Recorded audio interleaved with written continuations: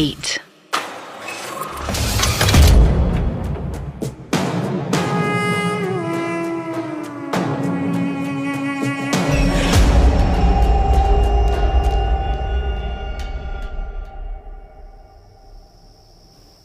रात के 11:30 बज चुके थे।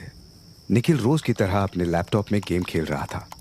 2-4 ज़ॉम्बीज़ को मारे बिना निखिल को नींद नहीं आती। कमरे की सभी लाइट्स बंद थी। लैपटॉप की चलती हुई स्क्रीन से ही कमरे में थोड़ी रोशनी सी थी।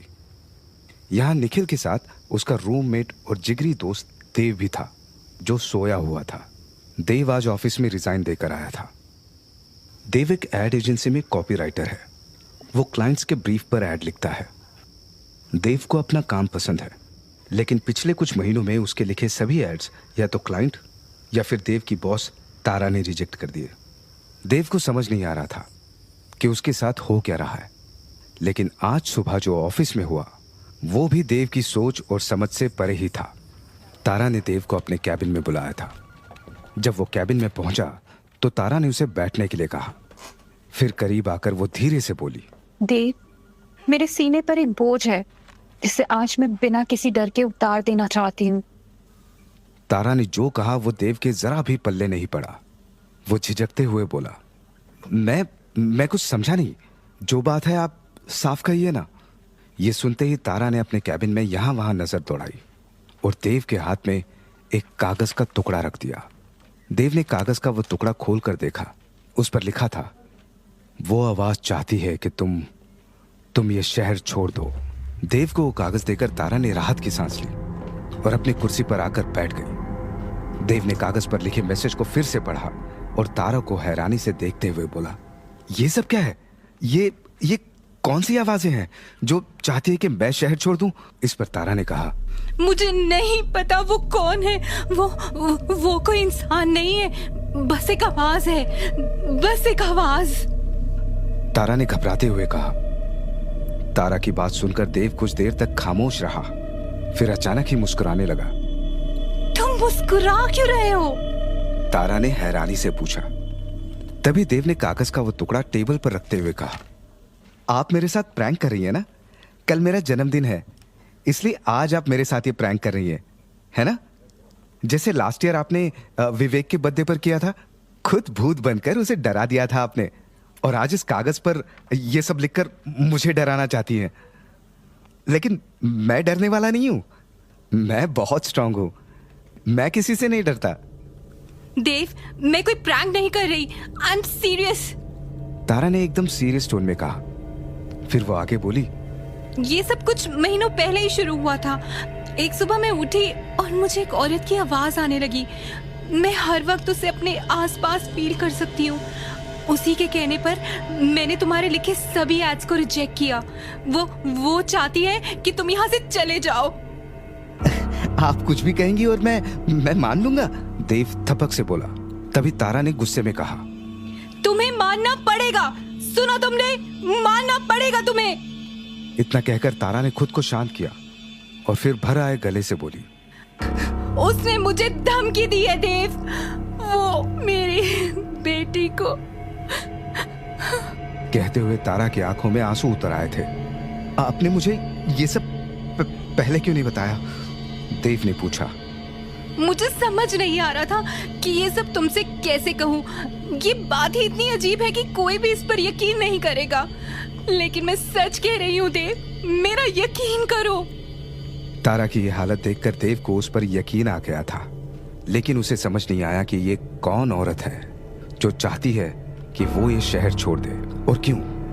तारा ने खुद को संभाला और देव की तरफ देखते हुए कहा, मुझे लगा था कि बार बार रिजेक्ट होने के बाद तुम खुद से ही रिजाइन कर दोगे, लेकिन ऐसा नहीं हुआ। तुम प्लीज रिजाइन कर दो और यहाँ से चले जाओ। अगर आज तुम नहीं गए ना तो वो आवाज, वो औरत, वो जो भी है, वो मेरी बेटी को वो कुछ भी कर सकती है देव। देव ने तारा पर यकीन कर लिया था। फिर उसने ज्यादा नहीं सोचा, बस रेजिग्नेशन लेटर पर साइन किया और तारा को लेटर देकर बोला, उस आवाज ने कुछ तो कहा होगा, कुछ ऐसा जिससे मैं समझ सकूं कि वो कौन है और आखिर मुझसे क्या चाहती है। तारा ने अपने दिमाग पर जोर डाला और याद करने की कोशिश करने लगी, लेकिन उसे ऐसा कुछ भी याद नहीं आया जो देव के मतलब का हो। कुछ देर बाद बिना कुछ कहे देव उठा और कैबिन से जाने लगा। तभी तारा को कुछ याद आया और वो झट से बोली, देव, याद आया। उसने उसने एक बार कहा था कि तुम्हारी हवेली को तुम्हारा इंतजार है। हवेली को? हवेली? लेकिन मेरी तो कोई हवेली नहीं है, देव ने हैरानी से कहा था। इधर अंधेरे कमरे में निखिल अभी भी ज़ोंबीज पर अटैक कर रहा था और देव सोया हुआ था, लेकिन चैन से नहीं। उसके माथे से पसीना टपक रहा था और चेहरे पर बेचैनी थी। लग रहा था जैसे वो कोई डरावना ख्वाब देख रहा है। फिर अचानक ही कुछ अजीब सा हुआ। जो चादर देव ने ओढ़ रखी थी वो खुद ब खुद खिंचने लगी। वहां कोई था जो चादर खींच रहा था। गेम खेलते हुए निखिल को भी लगा जैसे कमरे में कोई खड़ा है। निखिल ने फौरन देव के पलंग की तरफ देखा, लेकिन वहां कोई नहीं था। निखिल ने राहत की सांस ली और फिर से अपने गेम में लग गया। फिर कुछ देर बाद एक और अजीब सी चीज हुई। देव के पैरों पर पड़ी हुई चादर अचानक से हवा में लहरने लगी। तभी देव की आंखें खुल गई और वो उठकर बैठ गया। चादर सीधे आकर देव के ऊपर गिरी। निखिल को फिर लगा कि कमरे में कुछ तो है। उसने फौरन लाइट्स ऑन कर दी। जैसे ही कमरे में रोशनी हुई, निखिल जोर से चीखा, भूत! भूत!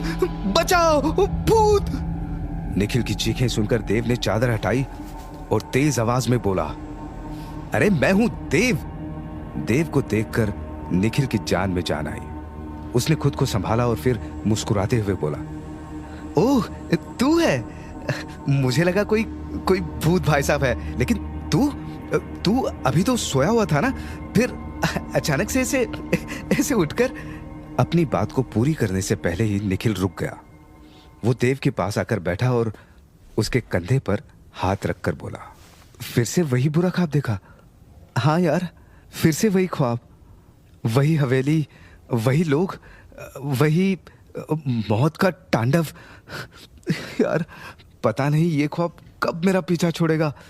अगर तेरा ख्वाब किसी दिन सच हो गया तो? देख, मैं ऐसा नहीं कह रहा। वो दादी कहा करती थी कि बार बार आने वाले ख्वाब सच होते हैं, निखिल ने कहा। यह सुनकर देव हर बात की तरह चिढ़ते हुए बोला, ये तू बार बार ये क्यों बोलता है? मैं इन सब चीजों में नहीं मानता। ये बस एक बुरा ख्वाब है और कुछ नहीं। अच्छा ठीक है, ये बस एक बुरा ख्वाब है, लेकिन आज जो ऑफिस में हुआ, तेरी बॉस तारा ने आज तुझसे जो भी कहा उस आवाज के बारे में, उसका क्या? तारा झूठ तो नहीं बोल रही थी ना?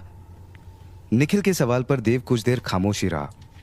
उसने टेबल से अपनी पानी की बोतल उठाई और पानी पीकर बोला, तारा झूठ नहीं बोल रही थी, लेकिन कोई साइकोलॉजिकल कंडीशन भी तो हो सकती है। क्या पता तारा मुझे जॉब से निकालना चाहती हो और इसलिए उसने अपने मन में एक भूत का कैरेक्टर गढ़ लिया, जिसके कहने पर मेरे लिखे सारे एड्स रिजेक्ट कर दिए ताकि मैं खुद ही रिजाइन कर दूं, क्योंकि मेरे कॉन्ट्रैक्ट में लिखा हुआ है कि 2 साल से पहले वो मुझे जॉब से निकाल सकती है। और देख मैंने आज खुद ही रिजाइन किया। तो तू कह रहा है कि तारा को साइकोलॉजिकल इशू है, पर वो हवेली वाली बात, वो उसने क्यों कही? तेरी तो कोई हवेली नहीं है, लेकिन तुझे बार बार एक हवेली का सपना जरूर आता है। तारा को तेरे इस सपने के बारे में नहीं पता, फिर उसने हवेली का जिक्र क्यों किया? देव के हाथ से पानी की बोतल लेते हुए निखिल ने पूछा। निखिल ने जो कहा वो सुनकर देव का सर ही घूम गया। उसे याद आया कि कुछ वक्त पहले ही अपने इस सपने के बारे में उसने तारा को बताया था। मतलब तारा ने आज ऑफिस में जो भी कहा वो सब झूठ था और उसने प्लान बनाकर मुझे जॉब से निकाला है, देव ने मन ही मन खुद से कहा। जब देव ने निखिल को यह बताया कि उसे भी यकीन आ गया कि तारा ने एक झूठी कहानी बनाकर देव को जॉब से निकाला है। देव दुखी भी था और उसे तारा पर गुस्सा भी आ रहा था, लेकिन कुछ ही देर में उसने खुद को समझा लिया कि जो हुआ सही हुआ। वैसे भी देव पिछले कुछ वक्त से लंबी छुट्टी पर जाने की सोच रहा था। अब वो बिना किसी परेशानी के ऐसा कर सकता था। रात के 12 बजने में अभी 10 मिनट बाकी थे। देव वापस लेट गया और निखिल से बोला, अच्छा सुन, अगर अंजलि केक लेकर आए तो मुझे जगा देना। जो हुकुम बर्थडे बॉय। निखिल ने कमरे की लाइट्स ऑफ करते हुए कहा और फिर से ज़ॉम्बीज पर अटैक करने लगा। देव ने भी आंखें बंद कर ली, लेकिन अगले ही पल उसने हैरानी से आंखें खोली और गौर से कमरे की छत को देखने लगा। देव को अपनी आंखों पर यकीन नहीं हुआ। कमरे की छत पर एक साया था, एक औरत का साया।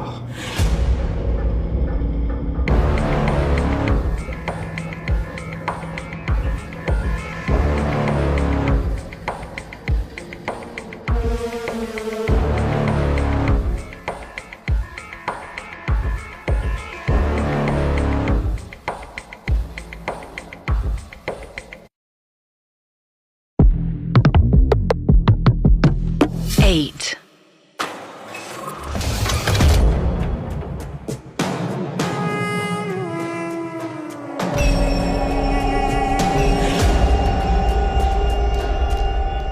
कमरे के छत पर देव को जैसे ही एक औरत का साया दिखा, उसने फौरन ही आंखें बंद कर ली और चादर से अपना चेहरा ढक लिया। देव का दिल जोरों से धड़क रहा था, उसकी सांसें तेज हो गई थी। उसने निखिल को आवाज दी, लेकिन निखिल ने कोई जवाब नहीं दिया। निखिल के कान पर हेडफोन लगा था, जिसकी आवाज इतनी तेज थी कि निखिल को बाहर का कुछ सुनाई नहीं दे रहा था। देव वैसे तो भूत प्रेत में नहीं मानता, लेकिन उसे डर तो लगता है। डर किसी के लौट आने का, डर बचपन की एक याद का, डर उस चुड़ैल का, उसी बुरी आत्मा का जिसने पूरे यकीन के साथ देव की मां कल्याणी से कहा था, कल्याणी, मैं आऊंगी, वापस आऊंगी, मैं ले जाऊंगी तेरे देव को अपने साथ, अपनी दुनिया में हमेशा हमेशा के लिए। और जब ऐसा होगा तब ना तो तू कुछ कर पाएगी और ना तेरा ये पुजारी बाबा कुछ कर पाएगा। उस चुड़ैल के ऐसा कहते ही कल्याणी ने 10 बरस के देव को अपने पीछे छुपा लिया। तभी पुजारी बाबा ने अपने हथेली में गंगा जल लिया और हवा में लटकती हुई उस बुरी आत्मा से बोले, तू आएगी वापस, मैं भी देखता हूं मेरे मंत्रों के पाश में सदा के लिए कैद होने के बाद कैसे आएगी तू। ये सुनकर वो चुड़ैल हंसने लगी। उसकी हंसी पुजारी बाबा के सीने में एक तीर के जैसे लगी। उन्होंने फौरन ही एक मंत्र पढ़ा और उस चुड़ैल के ऊपर गंगा जल छिड़क दिया, लेकिन इसका उस चुड़ैल पर कोई असर नहीं पड़ा। वो तो और जोर जोर से हंसने लगी। पुजारी बाबा को कुछ समझ में नहीं आया कि उनका इतना शक्तिशाली मंत्र काम क्यों नहीं किया, कि तभी अपनी मां के पीछे खड़े देव की नजर उस चुड़ैल की दाहिनी बाह पर पड़ी। उसकी बाह पर कुछ लिखा हुआ था। क्या लिखा था देव ये पढ़ पाता उससे पहले ही पुजारी बाबा ने अपने पोटली से भस्म निकाली और एक मंत्र पढ़कर उस भस्म को उस चुड़ैल के ऊपर डाल दिया। और इस बार उस चुड़ैल पर असर हुआ। वो एकदम से चीखने लगी और अगले ही पल वो गायब हो गई। वो कौन थी, कहां से आई थी और अचानक से गायब कैसे हो गई? इन सवालों के जवाब किसी के पास नहीं थे। 10 बरस का देव जो मां के पीछे छिपा हुआ था, चुड़ैल के गायब होते ही उसने मां से पूछा, माँ, वो अब वापस तो नहीं आएगी ना? मुझे उससे डर लगता है। डरते नहीं देव, मैं हूं ना, और अब वो वापस नहीं आएगी। कल्याणी ने पूरे यकीन से कहा। तभी पुजारी बाबा ने बिना देर किए मंत्रों की शक्ति से एक रक्षा कवच सिद्ध किया और देव के गले में पहना दिया। लाल धागे से बने उस रक्षा कवच में एक रुद्राक्ष भी था। रुद्राक्ष देखकर देव खुश हो गया और दौड़ते हुए अपने कमरे में चला गया। देव के जाते ही पुजारी बाबा कल्याणी से बोले, बड़ी बहू, वो कोई साधारण आत्मा नहीं थी, बहुत शक्तिशाली थी। वो मेरे मंत्रों से कैद नहीं हुई, बल्कि अपनी मर्जी से गई है और मुझे डर है कि वो लौटकर जरूर आएगी। लौट कर आएगी? मतलब मेरे देव को अभी भी खतरा है बाबा? कल्याणी ने घबराते हुए बाबा से कहा, नहीं बड़ी बहू, जब तक देव के गले में वो रक्षा कवच है तब तक उसे कोई खतरा नहीं है। वो चुड़ैल अब देव का कुछ नहीं बिगाड़ पाएगी। बस एक बात का ध्यान रखना, देव के गले से वो रक्षा कवच कभी नहीं उतरना चाहिए। अतीत की वो याद जिस पर देव ने इतने सालों से पर्दा डाला हुआ था, वो याद फिर से उसकी आंखों में उतर आई। कमरे की छत पर एक औरत का साया देखते ही उसे वो चुड़ैल फिर से याद आ गई थी, जो 10 बरस के उस देव को ले जाने आई थी। अचानक ही देव का हाथ अपने गले पर गया। मर गए, मर गए। देव के मुंह से यही शब्द निकले, क्योंकि पुजारी बाबा का दिया रक्षा कवच देव के गले में नहीं था। कुछ देर बाद बड़ी हिम्मत करके देव अपने चेहरे से चादर हटाता है और उसके कमरे के छत को देखता है। इस बार उसे वहां कोई साया नहीं दिखा। देव ने राहत की सांस ली। उसे यकीन हो गया था कि यह सब उसके मन का वहम था, लेकिन उसका यह यकीन अगले ही पल टूट भी गया। देव को लगा कि उसके पलंग के सिरहाने पर कोई बैठा है। उसने फौरन ही निखिल की तरफ देखा। वो अभी भी गेम खेल रहा था। देव ने फिर निखिल को आवाज दी, लेकिन उसने नहीं सुना। तभी देव को लगा कि किसी ने उसके गर्दन पर अपना हाथ रखा। देव फौरन ही उठकर बैठ गया। कौन है? कौन है यहां? देव ने तेज आवाज में कहा, लेकिन उसके गले से कोई शब्द नहीं निकला था। देव को समझ नहीं आया कि यह हुआ क्या। वो फिर जोर से बोला, लेकिन आवाज उसके गले से बाहर आई ही नहीं। देव और ज्यादा डर गया। कमरे में कुछ तो ऐसा था जो नहीं होना चाहिए था। तभी वो पलंग से नीचे उतरने की कोशिश करता है, लेकिन वो उठ नहीं पाया। देव ने पूरा जोर लगाया, लेकिन वो अपनी जगह से हिला ही नहीं। ये सब आखिर हो क्या रहा है? और ये निखिल मेरी तरफ देख भी नहीं रहा। निखिल, निखिल! देव ने फिर निखिल को आवाज दी, लेकिन कोई फायदा नहीं हुआ। फिर अचानक ही देव को ठंड लगने लगी। उसका पूरा बदन कांपने लगा और उसने फील किया कि कमरे में अचानक से सब कुछ शांत हो गया है। कहीं कोई आवाज नहीं थी। ये एक अजीब किस्म की खामोशी थी, ऐसी खामोशी जिसके पीछे से एक भयानक शोर दस्तक देता है। देव ठंड से बुरी तरह कांप रहा था। तभी उसके गर्दन पर फिर से एक हाथ आया और उस हाथ ने देव की गर्दन को कसकर पकड़ लिया। छोड़ो, छोड़ो मुझे! देव ने अपने दबे हुए गले से घबराते हुए कहा। इस बार वो अपनी आवाज सुन पाया। देव ने फौरन ही निखिल को आवाज दी, लेकिन निखिल को कुछ सुनाई नहीं दे रहा था। उसका पूरा ध्यान ज़ॉम्बिस को मारने पर था। कुछ देर की मशक्कत के बाद उस हाथ के चंगुल से देव ने खुद को छुड़ा लिया और वो अपने पलंग से उतरकर भागा। सबसे पहले देव ने लाइट्स ऑन की। अपने पलंग को देखा, वहां कोई नहीं था। फौरन ही देव निखिल की तरफ मुड़ा, लेकिन तभी उसने जो देखा वो देखकर देव की सांसें अटक गई। निखिल का कटा हुआ सर जमीन पर पड़ा था और कुर्सी पर बस उसका धड़ था। अपने दोस्त का कटा हुआ सर देखकर देव कुछ देर तो सदमे में ही खड़ा रहा। फिर अचानक से उसकी आंखों से आंसू गिरने लगे। वो चीखते हुए बोला, क्यों? क्यों मारा? निखिल को क्यों मारा? निखिल ने तुम्हारा क्या बिगाड़ा था? आखिर कौन हो तुम?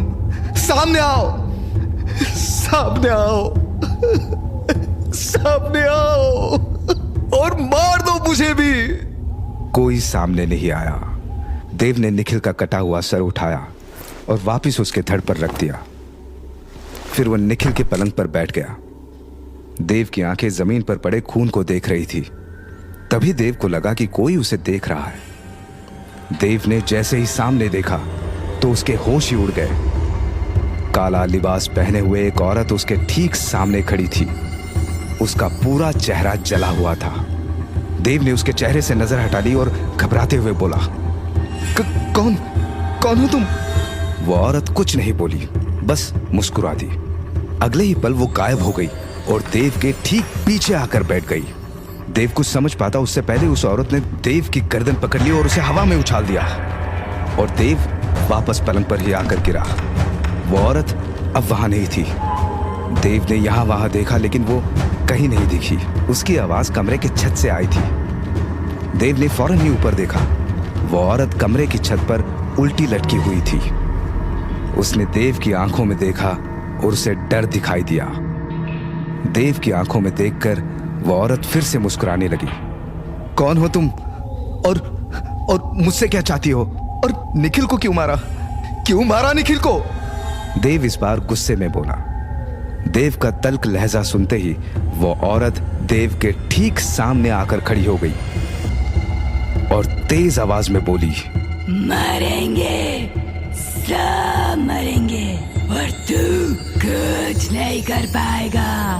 तड़पेगा, बस तड़पेगा तू, अपने लोगों के लिए, अपनी खुशी के लिए और अपने प्यार के लिए। सुना तूने? प्यार के लिए। उस औरत ने जो कहा वो सुनकर देव ने फौरन उसकी दाहिनी बाह को देखा, लेकिन अचानक ही वो गायब हो गई और फिर से देव के पीछे आ गई और कान में धीरे से बोली, happy birthday Devraj.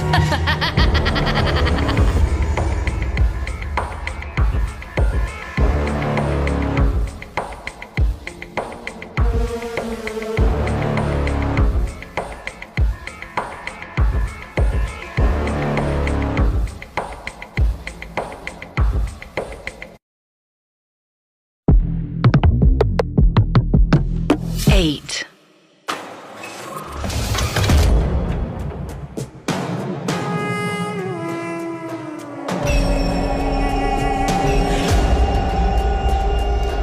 Happy birthday Devraj.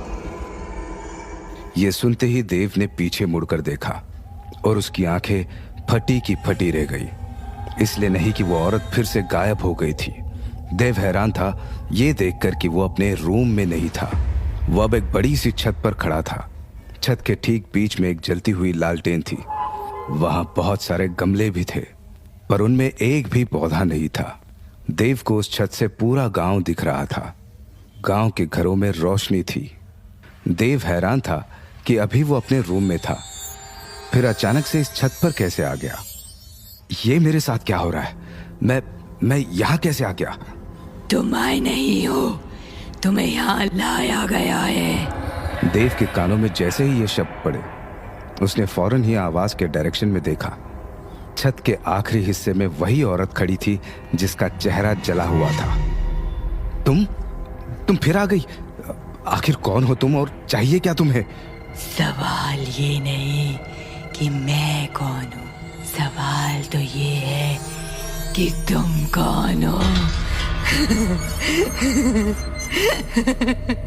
मैं कौन हूं मतलब? मैं देव हूं। अपना नाम लेते ही देव को याद आया कि कुछ देर पहले रूम में इस औरत ने उसे देव नहीं देवराज कहा था। तभी देव 2 कदम आगे आया और उसने सवाल किया, मेरा नाम तो देव है, फिर भी तुमने मुझे देवराज क्यों कहा था? और तुम्हें कैसे पता कि आज मेरा जन्मदिन है? देव के इस सवाल पर काले लिबास वाली वो औरत, जो असल में एक भटकती हुई आत्मा है, खामोश ही रही। देव के चेहरे से अपने नजरें हटाकर वो गांव की तरफ देखने लगी। तभी देव को लगा कि यही मौका सही है यहां से भागने का। लेकिन जैसे ही देव छत से नीचे जाने वाली सीढ़ियों की तरफ मुड़ा, उसकी आंखों के सामने निखिल का कटा हुआ सर आ गया और देव के कदम फौरन ही रुक गए। इस औरत ने मेरे दोस्त को मारा है, मेरे जिगरी दोस्त को। मैं इसे नहीं छोड़ने वाला, ये चाहे जो भी हो, एक चुड़ैल, एक आत्मा, भूत या प्रेत, जो भी है ये, निखिल का बदला तो मैं लेकर रहूंगा। देव ने मन ही मन खुद से कहा और फिर आगे बढ़कर उसने छत के ठीक बीच में रखी लालटेन को उठा लिया। लालटेन जल रही थी। देव को यकीन था कि उसकी आग से ये चुड़ैल खत्म हो जाएगी। लालटेन उठाकर देव जैसे ही उस औरत की तरफ बढ़ा, वो बोली, मुझे माफ करना, मैंने तुम्हें डराया और तुम पर हमला भी किया। पता नहीं अचानक से मुझे क्या हो जाता है जो मैं नहीं होना चाहती, अचानक से वही बन जाती हूँ। पागल, एकदम पागल।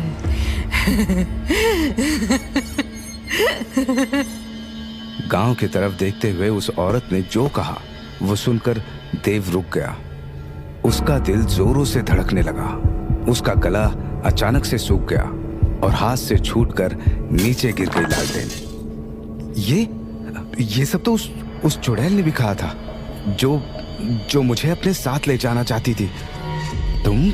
तुम वही चुड़ैल हो? वृंदा, मेरा नाम वृंदा है। अगर दोबारा मुझे चुड़ैल कहा तो उसका अंजाम बहुत बुरा होगा, याद रखना देवराज। देव की तरफ पूरे गुस्से से देखते हुए वृंदा ने तेज आवाज में कहा। गुस्से से भरी वृंदा की तेज आवाज सुनते ही देव को भी एकदम से गुस्सा आ गया। वो भागकर वृंदा के पास आ गया और उसकी गर्दन पकड़कर बोला, चली जा हमारी जिंदगी से, भूल मत हम क्या क्या कर सकते हैं। देवराज हैं हम, देवराज। देव का ये रूप देखकर वृंदा मुस्कुराने लगी। अचानक ही देव पीछे हट गया। उसे समझ नहीं आया कि अभी उसने जो किया वो सब क्या था। मैंने ये सब मुझे नहीं पता। कैसे मैं? सही वक्त आने पर तुम सब कुछ जान जाओगे। अभी के लिए इतना जान लो कि ये सब एक हकीकत भी है और एक सपना भी। लेकिन इस सपने से जागने के बाद जिस किसी का चेहरा तुम सबसे पहले देखोगे उस पर कयामत आएगी। कयामत। मतलब? देव ने हैरानी से पूछा। वृंदा ने कुछ नहीं कहा, बस एक नजर गौर से देव को देखा और फिर उसे पकड़कर एक ही झटके में छत से नीचे फेंक दिया। जमीन पर गिरते ही देव की आंखें खुल गई। वो अपने कमरे में ही सोया था। देव नींद से जागा और उसने सबसे पहले अपनी गर्लफ्रेंड अंजलि को देखा, जो ठीक उसके सामने खड़ी थी। उठे जनाब, खुल गई नींद तुम्हारी? देव की गर्लफ्रेंड अंजलि ने कहा। तभी निखिल की आवाज देव के कानों में पड़ी। यार, बहुत गहरी नींद में सो रहा था तू। अंजलि और मैं कब से तुझे जगाने की कोशिश कर रहे हैं, लेकिन तू तो सही में घोड़े बेचकर ही सो गया। निखिल को सामने देखते ही देव पलंग से उतरा और उसने निखिल को गले से लगा लिया। फिर भर आए गले से बोला, तू ठीक है? शुक्र है तू ठीक है। मुझे लगा था कि मैंने तुझे। अरे मैं बिल्कुल ठीक हूं, मुझे क्या होगा? तूने फिर कोई बुरा सपना देखा क्या? सपना? हाँ, वो सपना था। देव ने धीरे से बुदबुदाते हुए कहा। तो मैंने जो भी देखा, जो भी हुआ, वो सब एक बुरा सपना था। लेकिन अगर सपने में दिखने वाली वो वृंदा की बात सच निकली तो फिर अंजलि खतरे में। आंखें खुलते ही मैंने अंजलि को देखा था। मन ही मन देव ने खुद से कहा। देव को अब घबराहट हो रही थी। तभी अंजलि ने उसका हाथ पकड़ा और उसे पलंग पर वापस बैठा दिया। अब सपने को भूल जाओ और हकीकत पर ध्यान दो, अंजलि ने कहा। हकीकत? अंजलि की तरफ देखते हुए देव ने हैरानी से कहा। तभी अंजलि मुस्कुराते हुए बोली, जी हाँ, हकीकत जो ये बता रही है कि आज तुम्हारा जन्मदिन है। अब सब भूल जाओ और बस केक कट करो। ये मैंने खुद अपने हाथों से बनाया है। देव ने केक कट किया तो निखिल और अंजलि ने हैप्पी बर्थडे सॉन्ग गाया। इस बीच देव को लगा कि उन दोनों की आवाज के अलावा एक तीसरी आवाज भी वहां है। ये वृंदा की आवाज थी जो देव को सपने में दिखी थी। देव ने पूरे कमरे में नजर दौड़ाई, लेकिन वृंदा उसे कहीं नहीं दिखाई दी। क्या हुआ देव? अंजलि ने पूछा।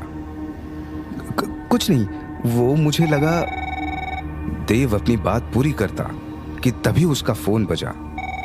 देव की मां कल्याणी का कॉल था। देव ने फौरन फोन उठाया और कमरे से बाहर चला गया। मां, प्रणाम। कैसी हैं आप?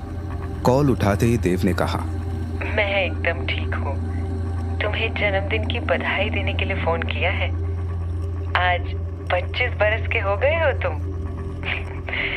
ये जन्मदिन खूब मुबारक रहे और हमेशा खूब खुश रहो। थैंक यू मां, देव ने कहा। फोन की दूसरी तरफ अपने कमरे में बैठी कल्याणी को देव की आवाज से फौरन ही अंदाजा हो गया था कि कुछ गड़बड़ है। देव की आवाज में रोज की तरह खुशी नहीं थी। कल्याणी को खुशी की जगह परेशानी सुनाई दी। वो समझ गई कि देव किसी कारण परेशान है। वहाँ सब ठीक है ना देव? तुम परेशान लग रहे हो। कोई बात है तो तुम बता सकते हो मुझे। नहीं माँ, कोई परेशानी नहीं है, ठीक हूं मैं। देव ने झूठ बोल दिया। कल्याणी अपने बेटे के झूठ को भांप गई। अंजलि से झगड़ा हुआ क्या?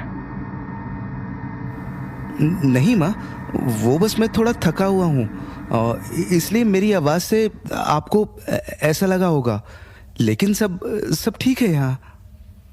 देव ने जो कहा वो सुनकर भी कल्याणी के मन को तसल्ली नहीं हुई। उन्होंने जोर देते हुए फिर से पूछा कि वो किसी परेशानी में तो नहीं है। इस बार देव अपनी माँ से झूठ नहीं बोल पाया। उसने कल्याणी को सब सच सच बता दिया, जॉब का जाना भी और काले लिबास वाली औरत का सपने में आना भी। देव उसका नाम भी अपनी माँ को बता देना चाहता था, लेकिन फिर भी उसने नहीं बताया। 15 बरस पहले जिस चुड़ैल से देव को छुटकारा मिला था वो लौट आई है। ये जानकर कल्याणी के पैरों तले जमीन खिसक गई। उस चुड़ैल के कहे शब्द कल्याणी के कानों में एकदम से गूंजने लगे। कल्याणी, मैं आऊंगी, वापस आऊंगी मैं और ले जाऊंगी तेरे देव को अपने साथ, अपनी दुनिया में हमेशा हमेशा के लिए। और जब ऐसा होगा तब ना तू कुछ कर पाएगी और ना तेरा ये पुजारी बाबा कुछ कर पाएगा। कल्याणी ने बड़ी मुश्किल से खुद को संभाला और फोन के दूसरी तरफ मौजूद देव से बोली, तो घर आ जा देव, तो बस घर आ जा। देव कुछ कहता उससे पहले ही कल्याणी ने घबराते हुए आगे कहा, तूने रक्षा कवच तो पहना हुआ है ना? जब तक रक्षा कवच तेरे गले में है तो खतरे से दूर है। माँ के इस सवाल पर देव ने हाँ कह दिया, लेकिन सच तो ये था कि देव के गले में अब वो रक्षा कवच नहीं था और खतरा देव के बहुत पास खड़ा है।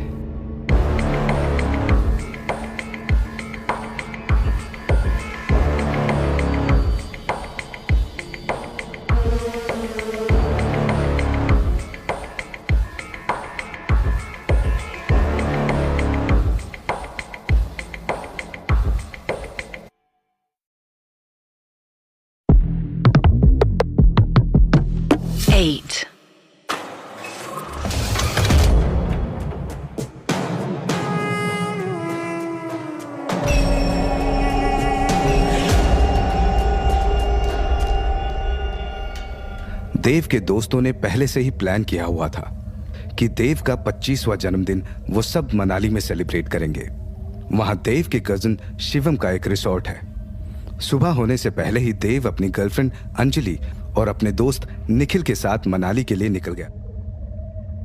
वृंदा को सपने में देखने के बाद से ही देव का मन बिल्कुल नहीं था कि वो अपना जन्मदिन मनाए, लेकिन इस वक्त वो अंजलि के साथ रहना चाहता था, क्योंकि पिछली रात सपने से जागने के बाद सबसे पहले उसने अंजलि को ही देखा था और वृंदा ने कहा था, इस सपने से जागने के बाद जिस किसी का चेहरा तुम सबसे पहले देखोगे उस पर कयामत आएगी।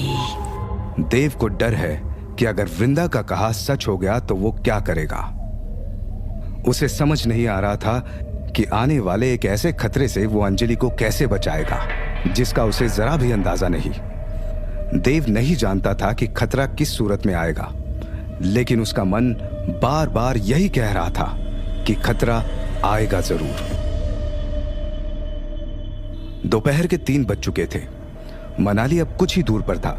देव कार ड्राइव कर रहा था और अंजलि उसके साथ वाली सीट पर बैठी हुई थी। पिछली सीट पर बैठा हुआ निखिल आराम से सो रहा था। दोपहर के इस वक्त में रोड पूरी तरह खाली था, लेकिन अचानक ही भेड़ों का एक झुंड देव की कार के सामने आ गया। अंजलि ने देखा कि देव कार रोक नहीं रहा है। कार तेज रफ्तार से भेड़ों की तरफ जा रही थी। तभी अंजलि ने घबराते हुए कहा, कार रोको देव। देव ने फौरन ही ब्रेक लगा दिया।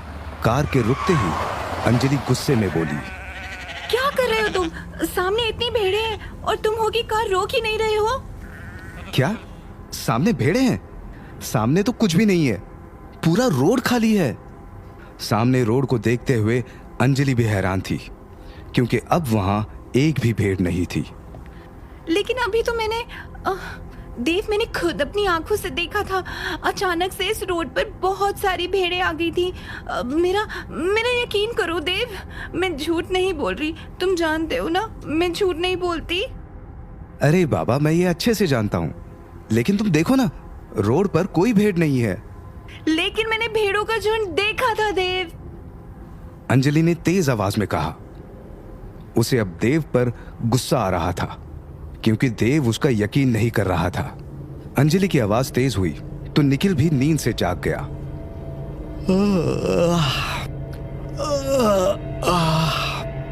अरे क्या हुआ, क्यों लड़ रहे हो तुम दोनों?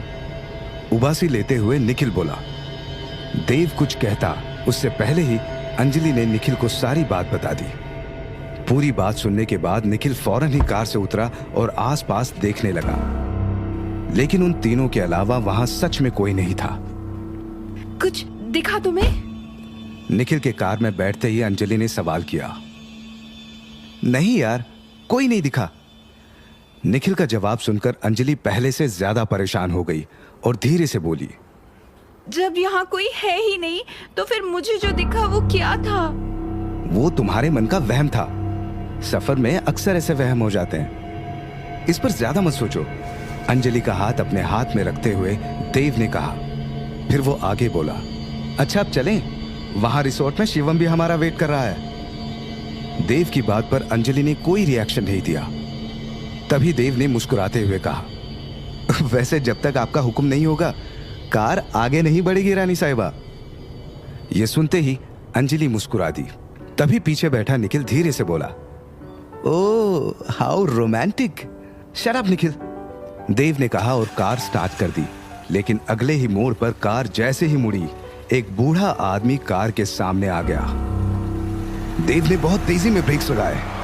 अगर 1 सेकंड भी देरी होती तो कार उस बूढ़े से टकरा ही जाती। अरे अब ये कहां से टपक पड़ा, निखिल ने धीरे से कहा। देव ने उस बूढ़े आदमी को गौर से देखा। वो अपनी जगह पर जस का तस खड़ा हुआ था और उसके चेहरे पर हल्की मुस्कुराहट थी। उसे देखकर देव को कुछ अजीब सा लगा। वो कार से बाहर निकला और उस बूढ़े आदमी के पास जाकर गुस्से से बोला, मरना चाहते हो क्या? इतनी बड़ी गाड़ी नहीं दिखी तुम्हें? गुस्से से भरी देव की आवाज सुनकर भी बूढ़े आदमी के चेहरे की मुस्कुराहट कम नहीं हुई। ये देखकर देव का गुस्सा और भी बढ़ गया। वो आगे कुछ कहने ही वाला था कि तभी वो बूढ़ा आदमी देव के करीब आया और उसके कान में धीरे से बोला, मरना तो कोई नहीं चाहता, हाँ, लेकिन सबका वक्त पहले से लिखा हुआ है। कौन कब कहां और किसके हाथ से मरेगा ये सब पहले से ही तय। हाँ ठीक है, ये सब मुझे पहले से ही पता है। और आप जरा दूर होकर बात कीजिए। देव चिढ़ते हुए बोला, सब तुम्हें पहले से ही पता है तो क्या तुम्हें यह भी पता है कि अगर तुम ब्रेक नहीं लगाते तो भी मैं नहीं मरता। जो पहले से ही मरा हुआ है उसे कोई नहीं मार सकता देव बाबू। एक अजनबी बूढ़े आदमी की जबान से अपना नाम सुनते ही देव को झटका सा लगा और वो 2 कदम पीछे हट गया। उस बूढ़े के हाथों में एक बड़ा सा डंडा था जिस पर एक काला कपड़ा बंधा हुआ था और उस कपड़े पर एक खोपड़ी का निशान था जिस पर देव की नजर तो नहीं पड़ी, लेकिन कार में बैठी अंजलि ने उस निशान को देख लिया था। काले कपड़े पर खोपड़ी का निशान शैतानी ताकत का प्रतीक चिन्ह होता है। अंजलि ये बात जानती थी। वो निशान देखते ही अंजलि ने खुद से कहा, ये बुढ़ा, ये तो कोई डेमन है, मतलब देव खतरे में है। देव को सावधान करने के लिए अंजलि ने फौरन ही कार का दरवाजा खोला, लेकिन तभी वहां तेज हवाएं चलने लगी और इस हवा के साथ आया ढेर सारा धुआं जो देव की कार के चारों तरफ इकट्ठा हो गया। कार में बैठे निखिल और अंजलि को अब बाहर का कुछ नहीं दिख रहा था कि तभी उस बूढ़े आदमी ने देव की गर्दन कसकर पकड़ ली। कुछ ही सेकंड्स में देव का दम घुटने लगा। धुएं के कारण उसे अब कुछ दिख भी नहीं रहा था। छोड़ो छोड़ो छोड़ो मुझे, देव ने दबी हुई आवाज में कहा। तभी उस बूढ़े आदमी ने देव की गर्दन छोड़ दी और अगले ही पल वो गायब हो गया। देव को समझ नहीं आया कि बूढ़े आदमी ने उसके साथ ऐसा क्यों किया।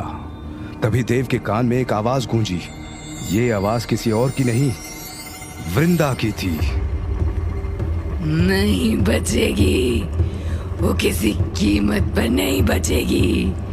उस कमीनी अंजलि को तो अपने हाथों से मारूंगी मैं, और तुम कुछ नहीं कर पाओगे, कुछ भी नहीं। वृंदा की यह धमकी सुनकर देव का दिल जोरों से धड़कने लगा। उसने आसपास देखा लेकिन धुआं इतना ज्यादा था कि वृंदा उसे कहीं नहीं दिखी। देव फौरन ही अपने कार में आकर बैठ गया। तुम ठीक हो ना? अंजलि ने घबराते हुए पूछा, तुम ठीक हो ना? देव ने भी अंजलि से यही सवाल किया। अंजलि ने गौर किया कि देव की आंखों में डर है। उसने देव का हाथ अपने हाथ में लिया और बोली, क्या हो रहा है देव? तुम कल रात से ठीक ही नहीं लग रहे हो।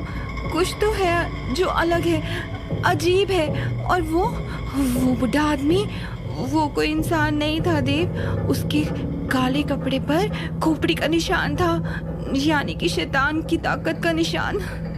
मतलब तुम कह रही हो कि वो एक डेमोन था? निखिल बोला। निखिल की तरफ देखते हुए अंजलि ने पूरे यकीन से कहा, हाँ, वो एक डेमन था। तुम्हें क्या लगता है कि ये हवा और ये धुआं बस ऐसे ही कहीं से आ गया? ये सब उसी ने किया था। और देखो कैसे वो गायब भी हो गया और अब सारा धुआं एकदम से हट भी गया। अंजलि ने जो कहा वो निखिल को कुछ कुछ ठीक लगा, लेकिन वो पूरी तरह कन्विंस नहीं हुआ। देव ने भी इस पर आगे कोई बात नहीं की, क्योंकि वो सच जानता है। वो बूढ़ा आदमी कोई शैतान नहीं था। उस बूढ़े आदमी की शक्ल में वो वृंदा थी। कुछ देर की ड्राइव के बाद देव अपने कजिन शिवम के रिसोर्ट पर पहुंचने ही वाला था।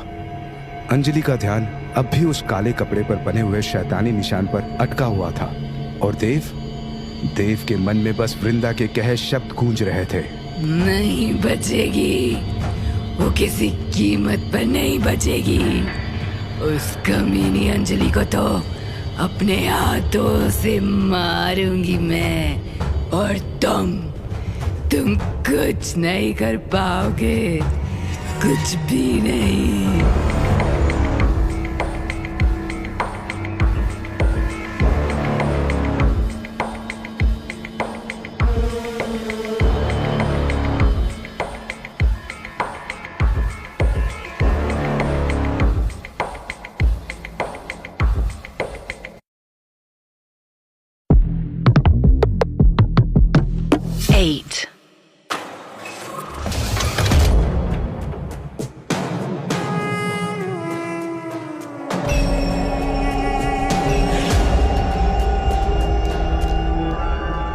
वृंदा की धमकी से देव अंदर ही अंदर डरा हुआ था, लेकिन वो अंजलि को कुछ भी बताकर परेशान नहीं करना चाहता था। अंजलि के हाथ पर हाथ रखते हुए देव ने बस इतना कहा, मैं तुम्हें कुछ नहीं होने दूंगा, कि तभी अंजलि ने देव की तरफ गुस्से से देखा। अंजलि की आंखों से खून टपक रहा था। वो वृंदा की आवाज में बोली, तू बचाएगा इसे? तू पहले खुद को तो बचा ले। देव ने फौरन ही कार रोक दी। कार के अचानक रुकते ही अंजलि ने देव की तरफ देखा। अब उसकी आंखों से खून नहीं टपक रहा था। क्या हुआ देव? कुछ नहीं, वो मुझे लगा कि कुछ नहीं, छोड़ो, देव ने हड़बड़ाते हुए कहा और कार स्टार्ट कर दी। कुछ देर बाद देव की कार रिसोर्ट ड्रीमलैंड के गेट के पास आकर रुकी। तब देव का कजिन शिवम वहीं गेट पर था। शिवम देव के बड़े पापा का बेटा है। उम्र में वो देव से करीब 10 बरस बड़ा होगा। देव को देखते ही वो खुश हो गया और गले लगते हुए बोला, कैसा है छोटे? मैं अच्छा हूं भाई, आप कैसे हैं? देव ने पूछा। जवाब में मुस्कुराते हुए शिवम बोला, हम तो बहुत खुश हैं, क्योंकि तुमने हमारी और अपने दोस्तों की बात मान ली और अपना जन्मदिन सेलिब्रेट करने के लिए तुम यहाँ पर आ गए। बहुत वक्त हो गया था तुमको देखे हुए और तुमसे एक जरूरी बात भी करनी थी। जरूरी बात? किस बारे में? बता देंगे, इतना भी कुछ जरूरी नहीं है। अभी अपने दोस्तों से तो मिलवाओ। शिवम ने बात बदलते हुए कहा। देव ने शिवम को अंजलि और निखिल से मिलवाया। इसके बाद वो सब रिसोर्ट के अंदर आ गए। तुम लोग सफर करके थक गए होंगे, अब कुछ देर आराम कर लो, फिर रात में सब मिलकर खूब पार्टी करेंगे, ठीक है? शिवम ने कहा। सबने उसकी हाँ में हाँ मिला दी। यहाँ रिसोर्ट में देव और निखिल का कमरा ग्राउंड फ्लोर पर था और अंजलि का कमरा फर्स्ट फ्लोर पर।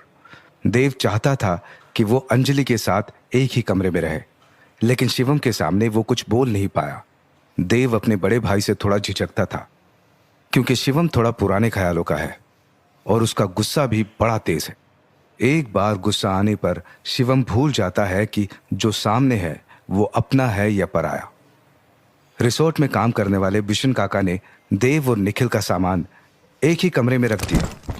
सारा सामान रखने के बाद बिशन काका बिस्तर पर लेटे हुए निखिल को अपनी बड़ी बड़ी आंखों से देखते हैं और अपने गहरी सी आवाज के साथ बोलते हैं, साहिब, हमारे इस रिसोर्ट के पास दक्षिण दिशा में एक घना जंगल है। अंधेरा होने के बाद उस जंगल में। काका अपनी पूरी बात करते उससे पहले ही निखिल एक्साइटेड होते हुए बोला, अरे वाह, यहाँ आसपास में जंगल भी है, बड़ी सही जगह है यार ये तो। अच्छा काका, ये बताइए कि उस जंगल में कोई शेर वेर भी है क्या? निखिल के सवाल पर बिशन काका दक्षिण दिशा में खुलने वाली खिड़की के बाहर देखते हुए बोले, साहिब, वो जंगल कोई आम जंगल नहीं है। वहां शेर तो क्या, 1.25 शेर भी मिल जाएगा। लेकिन दुआ कीजिए कि ऐसा कभी ना हो, क्योंकि ऐसा हुआ तो आपकी गिनती भी उन लोगों में होगी जो जंगल में गए तो थे लेकिन आज तक लौटे नहीं। बिशन काका की बात सुनकर निखिल सहम सा गया। उसने आगे एक शब्द नहीं कहा। बिशन काका कुछ देर तक खिड़की के बाहर ही देखते रहे। देव ने अपना बैग उठाते हुए उनकी आंखें देखी। दोनों आंखों में नमी थी। आप ठीक तो है ना? बिशन काका के कंधे पर हाथ रखते हुए देव ने पूछा। बिशन काका बिना कुछ कहे तेज कदमों के साथ कमरे से बाहर निकल गए। उनके जाते ही निखिल धीरे से बोला, यार ये काका थोड़ा अजीब नहीं है? ये जंगल के बारे में बता रहे थे या हमको डरा रहे थे? देव कुछ कहता इससे पहले ही बिशन काका की आवाज निखिल के कानों में पड़ी। डरा नहीं रहा, समझा रहा हूं। अंधेरा होने के बाद भूल कर भी उस जंगल में मत जाना। इतना कहकर बिशन काका जाने लगे। तभी देव के एक सवाल ने उन्हें रोक दिया। ऐसा क्या है उस जंगल में जो आप हमें पहले से ही आगाह कर रहे हैं? दरवाजे पर खड़े हुए काका ने पहले तो यहाँ वहां देखा, फिर वो देव की तरफ देखते हुए गंभीर लहजे में बोले, उस जंगल में सिर्फ जंगली जानवर नहीं रहते, वहां रहती हैं इंसानों के खून की प्यासी जंगली आत्माएं। सूरज डूबने के बाद वो रूहें शिकार करती हैं। कोई नहीं लौटा साहिब, कोई नहीं। सूरज ढलने पर जो भी जंगल में गया वो आज तक नहीं लौटा। मेरा अपना बेटा भी। अपने बेटे का जिक्र करते ही बिशन काका का गला भर आया। आगे उनसे एक शब्द नहीं बोला गया। वो फौरन ही वहां से चले गए। देव हैरानी से उन्हें जाते हुए देख रहा था कि अचानक एक अनजाने डर ने देव के दिल में फिर से अपनी जगह बना ली। निखिल की तरफ देखते हुए उसने कहा, चाहे कुछ भी हो जाए निखिल, हम में से कोई भी उस जंगल में नहीं जाएगा, ना रात में और ना ही दिन में। हाँ, बिल्कुल नहीं जाएंगे। क्यों ही जाना है जंगल में? ये जंगल के एडवेंचर्स ना बस फिल्मों में ही अच्छे लगते हैं यार। रियल लाइफ में ऐसे एडवेंचर से दूर रहने में ही भलाई है। निखिल ने हड़बड़ाते हुए कहा और बेड से उतरकर फौरन उस खिड़की को बंद कर दिया जो दक्षिण दिशा की तरफ खुली हुई थी। इधर फर्स्ट फ्लोर पर मिले हुए अपने कमरे में अंजलि ने अपना सारा सामान बैग से निकालकर एक अलमारी में सेट कर लिया था। सामान सेट होने के बाद अंजलि बेड पर लेट गई। उसे बहुत जोर की नींद आ रही थी, लेकिन जैसे ही अंजलि ने आंखें बंद की, उसे फिर से वही निशान दिखा। काले कपड़े पर सफेद रंग से बनी एक खोपड़ी का निशान। अंजलि फौरन ही उठकर बैठ गई। उस निशान को फिर से देखकर अंजलि की सांसें तेज हो गई। उसने टेबल से पानी की बोतल उठाई, थोड़ा सा पानी पिया और कुछ देर बाद वापस से लेट गई। हिम्मत करके अंजलि ने फिर से आंखें बंद की और इस बार उसे वो निशान नहीं दिखा। ओह, थैंक गॉड। अंजलि ने धीरे से कहा और राहत की सांस ली। लेकिन अगले ही पल कुछ ऐसा हुआ कि अंजलि के होश उड़ गए। अंजलि को अचानक से लगा कि अभी कोई आकर उसके बेड पर बैठा है, लेकिन कमरे का दरवाजा तो अंदर से बंद था। फिर कोई अंदर कैसे आ सकता है? अंजलि आंखें खोलने ही वाली थी कि तभी एक जानी पहचानी आवाज उसके कानों में पड़ी। शाम हो गई है बच्चे, इस वक्त नहीं सोते, नहीं तो किस्मत रूठ जाती है। ये अंजलि की माँ की आवाज थी। माँ की आवाज सुनते ही अंजलि ने आंखें खोली, लेकिन कमरे में माँ कहीं नहीं थी। ये तो माँ की आवाज थी, लेकिन कैसे? माँ तो अब... अंजलि ने खुद से कहा और बेड से उतरकर खिड़की के पास आ गई। अपने कमरे में देव भी खिड़की के पास ही खड़ा था। ये बिशन काका ने जंगल के बारे में जो कहा वो मुझे अंजलि को भी बता देना चाहिए, देव ने मन ही मन खुद से कहा। उधर अंजलि ने अपने कमरे की खिड़की खोल दी। जैसे ही खिड़की खुली, हवा का एक हल्का सा झोंका उसे छूकर गुजरा। अंजलि को फिर लगा कि कोई ठीक उसके पीछे खड़ा है। उसने फौरन ही खिड़की बंद कर दी और खिड़की के शीशे में देखा। अंजलि के ठीक पीछे उसकी माँ खड़ी थी। माँ! अंजलि ने हैरानी से कहा और पीछे मुड़ी, लेकिन माँ वहां नहीं थी। अंजलि को लगा कि वो सपना देख रही है, लेकिन ये कोई सपना नहीं था, ये सब हकीकत में हो रहा था। अंजलि ने फिर एक बार खिड़की के शीशे में देखा। इस बार माँ उसे नहीं दिखी, लेकिन माँ की आवाज उसके कानों में फिर से पड़ी। अब और नहीं होता मुझसे, थक चुकी हूँ मैं इस जिंदगी से, इस जिंदगी के झमेलों से। सखी सही कहती थी, जब तक सामने रहोगी तो कोई कदर नहीं करेगा, जब नहीं रहोगी ना तभी अकल आएगी सबको। ये सुनते ही अंजलि जमीन पर बैठ गई। उसके आंखों के सामने फिर से अतीत का वो दृश्य आ गया जिसे वह हमेशा के लिए भुला देना चाहती है, लेकिन चाहकर भी भूल नहीं पाती। माँ के कमरे का दरवाजा अंदर से बंद था। बहुत देर तक दरवाजा नहीं खुला तो अंजलि के पिता ने पड़ोसियों के साथ मिलकर दरवाजा तोड़ा था। माँ को ढूंढती हुई अंजलि कमरे में आई तो माँ उसे पंखे से लटकती हुई मिली। क्यों माँ? क्यों क्यों क्यों किया आपने ऐसा?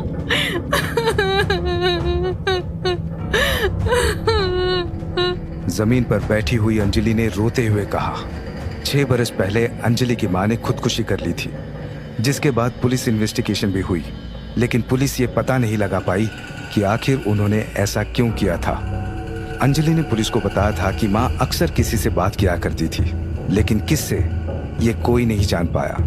अंजलि को बस इतना याद है कि माँ जिससे बात किया करती थी उसे सखी कहकर पुकारती थी। कुछ देर बाद कमरे के दरवाजे पर दस्तक हुई। अंजलि ने खुद को संभाला और उठकर दरवाजे के पास आ गई। कौन है? अंजलि ने बुझी सी आवाज में पूछा। दरवाजे के दूसरी तरफ से कोई जवाब नहीं आया। अंजलि को लगा कि निखिल या देव में से ही कोई होगा, लेकिन दरवाजा खोलने की जगह उसने फिर से सवाल किया, देव तुम हो क्या? इस बार दरवाजे के दूसरी तरफ से जवाब आया, लेकिन ये आवाज देव की नहीं थी। उस अनजानी आवाज ने धीरे से कहा, मैं हूं तुम्हारी सखी।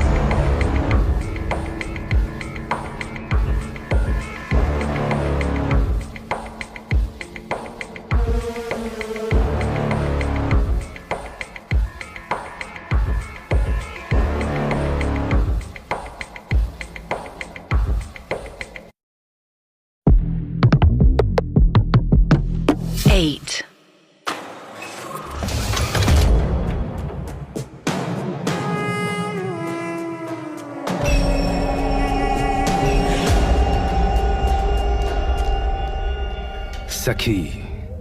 ये शब्द सुनते ही अंजलि दरवाजे से पीछे हट गई। उसके पांव लड़खड़ाने लगे और धड़कनें तेज हो गई। अंजलि को अच्छे से याद था कि उसकी माँ जिससे बात किया करती थी और जिसके कहने पर उन्होंने खुदकुशी की, वो उसे सखी कहा करती थी। अंजलि ने अपने माँ का चेहरा याद किया और फौरन ही आगे बढ़कर दरवाजा खोल दिया। अंजलि को लगा कि दरवाजे पर सखी होगी। उसके मन में कई सवाल थे जो उसे सखी से करने थे, लेकिन दरवाजे पर सखी नहीं, देव था। तुम दरवाजा क्यों नहीं खोल रही थी? अंदर आते हुए देव ने पूछा। देव को सामने देखते ही अंजलि उसके गले लग गई और फूट फूट कर रोने लगी। अंजलि को यूं रोता देखकर देव घबरा गया। उसने अंजलि को बेड पर बैठाया और बोला, क्या हुआ अंजलि, बताओ मुझे। अंजलि ने खुद को संभाला, अपने आंसू पहुंचे और देव को सखी के बारे में सब बता दिया। वो यही है देव। सखी मेरे आसपास ही है।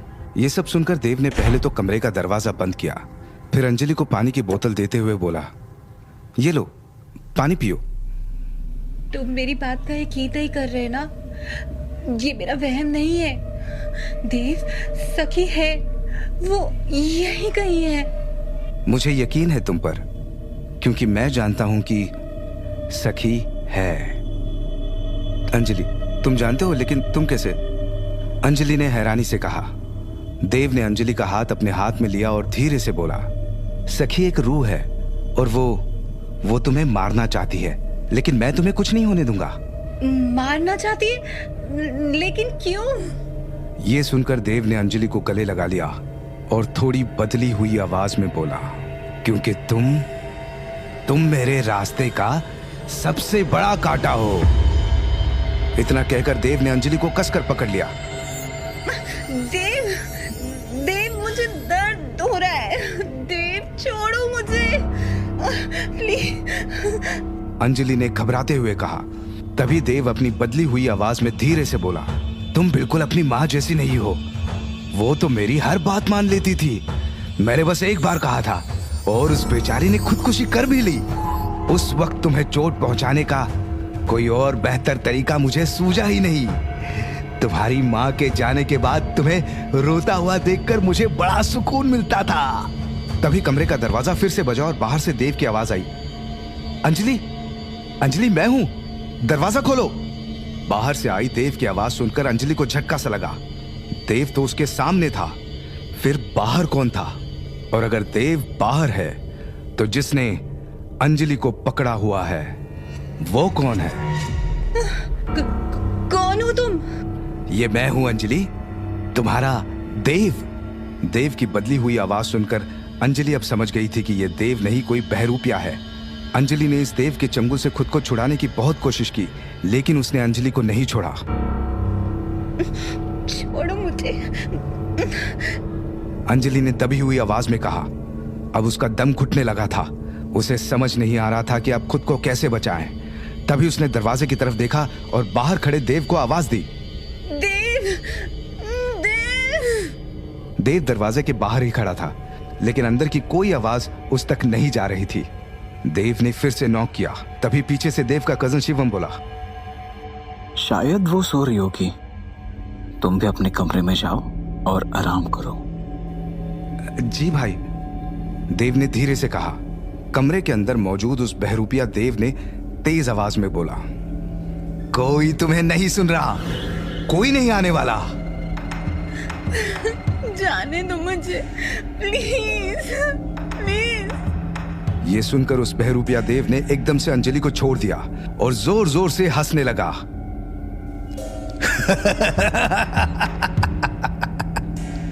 फिर एकदम से चुप होकर सीरियस टोन में बोला, तुम कितनी कमजोर और कितनी बेबस हो, और मैं हूं सर्वशक्तिशाली। पहले भी ऐसा ही था, लेकिन किसी ने कभी माना ही नहीं। लेकिन अब तो सब मानेंगे। तुम भी मानोगी कि मैं तुमसे बेहतर हूं। नहीं, तुम नहीं हो मुझसे बेहतर, अंजलि ने गुस्से में कहा। तभी उस बहरूपिया देव ने अंजलि की गर्दन पकड़ ली और गला दबाकर उसे मारने की कोशिश करने लगा। लेकिन फिर कुछ ऐसा हुआ जो उसने सपने में भी नहीं सोचा होगा। एक चीज देव के हाथ पर लगी और वो दूर जाकर गिरा। ये क्या हुआ? ये कहते ही वो बहरूपिया देव उठा और गुस्से में फिर से अंजलि का गर्दन पकड़ने के लिए आगे बढ़ा। लेकिन इस बार अंजलि ने उसका हाथ पकड़ लिया और एक ही झटके में उसे फिर से कमरे के दीवार के पास फेंक दिया। इस बार वो बहरूपिया उठा और उसने एक पल के लिए आंखें बंद की, और जैसे ही आंखें खोली उसके हाथ में एक तलवार आ गई। उस तलवार से उसने अंजलि पर हमला किया, लेकिन वो तलवार अंजलि को छू भी नहीं पाई और हवा में ही गायब हो गई। कुछ देर तक वो अंजलि को हैरानी से देखता रहा और फिर झल्लाते हुए बोला, ये कौन सी शक्ति है? ये सुनकर अंजलि मुस्कुराने लगी। फिर उसने अपने गले में पहने हुए रक्षा कवच को दिखाते हुए कहा, ये है वो शक्ति। ये वही रक्षा कवच था जो 15 बरस पहले पुजारी बाबा ने देव को पहनाया था।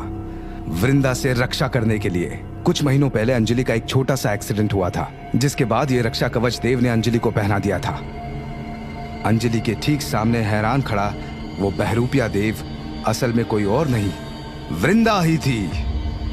अंजलि के सामने वो अपने असली रूप में नहीं आई। वृंदा यानी बहरूपिया देव ने हड़बड़ाते हुए अंजलि से सवाल किया, ये क्या है? कौन सी माया है ये? ये रक्षा कवच है देव, क्या तुमने इसे नहीं पहचाना? ये तुमने ही तो मुझे दिया था। अंजलि ने कहा। वो अब जान चुकी थी कि जो उसके सामने है वो देव नहीं है। दीवार के पास खड़ा हुआ बहरूपिया देव कुछ नहीं बोला कि तभी अंजलि ने रुद्राक्ष की उस माला को गले से निकालकर हाथ में ले लिया और उस बहरूपिये उर्फ वृंदा की तरफ बढ़ने लगी। ये पहली बार था जब वृंदा को डर लगा। अंजलि जैसे ही उसके करीब पहुंची वो गायब हो गई। उसके गायब होते ही अंजलि ने राहत की सांस ली और फौरन ही कमरे का दरवाजा खोल दिया। शिवम अब वहां नहीं था, लेकिन देव अब भी दरवाजे पर ही खड़ा था। अंजलि को देखते ही देव उसके गले लग गया। अंजलि की आंखों में आंसू उतर आए। रोते नहीं अंजलि, मैं हूं ना यहां, देव ने कहा। तभी उसकी नजर माला पर पड़ी। अपने रक्षा कवच को अंजलि के हाथ में देखकर देव बोला, तुमने इसे क्यों उतार दिया? अंजलि ने कुछ नहीं कहा। वो दोनों कमरे में आ गए। अंजलि को बेड पर बैठाकर देव ने आगे कहा, अंजलि क्या हुआ था यहाँ, बताओ मुझे। कुछ देर पहले कमरे में जो भी हुआ था अंजलि ने देव को सब बता दिया। वो सब सुनते ही देव समझ गया था कि उसकी शक्ल में वो बहरूपिया कोई और नहीं वृंदा थी। देव ने अंजलि का हाथ अपने हाथ में लिया और ना चाहते हुए भी वृंदा के बारे में अंजलि को सब बता दिया। जो बचपन में हुआ वो भी और जो अभी हो रहा था वो भी। वृंदा, ये नाम तो मैंने कहीं सुना है। अंजलि ने धीरे से कहा। तभी अंजलि को अपने एक पास्ट मेमोरी की झलक दिखी। वृंदा, कहाँ हो तुम? वृंदा। नदी किनारे पर खड़ी अंजलि वृंदा को पुकार रही थी। एक ही पल में ये मेमोरी अंजलि के आंखों के सामने से गायब भी हो गई। अंजलि, अंजलि। हाँ, हाँ। क्या हुआ? कहाँ खो गई? कुछ नहीं, वो बस कुछ याद आ गया था। क्या क्या याद आ गया था तुम्हें? पता नहीं, मैं शायद किसी को आवाज दे रही थी। इतना कहकर अंजलि देव के गले लग गई। देव ने आगे कोई सवाल नहीं किया कि तभी देव की नजर दक्षिण दिशा में खुलने वाली खिड़की पर पड़ी। खिड़की के शीशे में देव को वृंदा का अक्स दिखा। देव को देखकर वृंदा जोर जोर से हंसने लगी।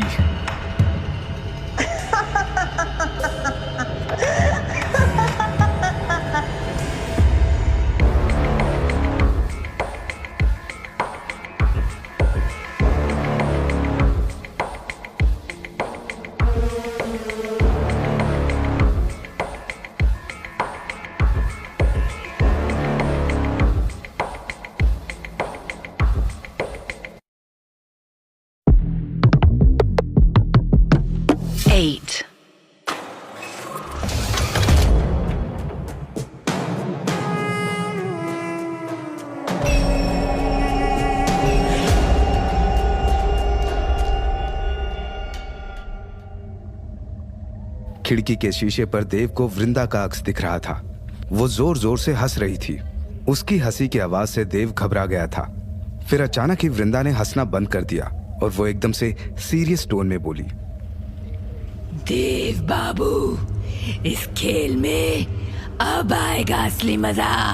अब फिक्र छोड़ दो, अंजलि को इतनी आसान मौत नहीं दूंगी। अब तो ऐसा तांडव होगा कि वो खुद अपनी मौत की भीख मांगेगी।